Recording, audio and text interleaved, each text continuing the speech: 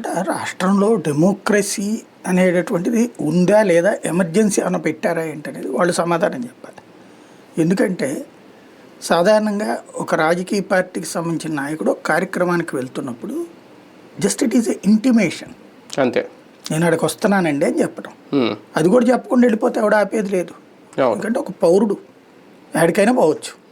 కాబట్టి అతను వచ్చినప్పుడు ఆ చుట్టుపక్కల జనం అది వస్తారు కాబట్టి అది ఇబ్బంది అవుతుంది మీకు. కాబట్టి అది నా బాధ్యత కాదు. నేను చోటుకి వెళ్తున్నాను, నన్ను చూడడానికి 100 మంది వచ్చారంటే దానివల్ల నీ ట్రాఫిక్ ఇబ్బంది అవుతుంది కాబట్టి నీకు లా అండ్ ఆర్డర్ ప్రాబ్లం అవుతుందేమో అన్న ఉద్దేశంతో నేను నీకు సమాచారం అందిస్తున్నా. వ్యక్తిగా నాకు భావ ప్రకటన స్వాతంత్ర హక్కు ఉంది, నాకు జీవించే హక్కు ఉంది, నేను తిరిగే హక్కు ఉంది. ఈ హక్కులకు భంగం కలిగించాలంటే నువ్వు దానికి ఒక విధానం ఫాలో అవ్వాలి.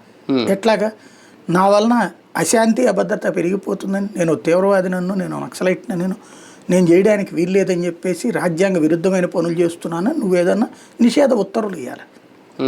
లేదా ఆ నిషేధ ఉత్తర్వుని నువ్వు కోర్టులోనైనా ప్రొడ్యూస్ చేసి చేయాలి. ఇప్పుడు జగనేమి తీవ్రవాది కాదు, లేకపోతే ఉన్మాది కాదు.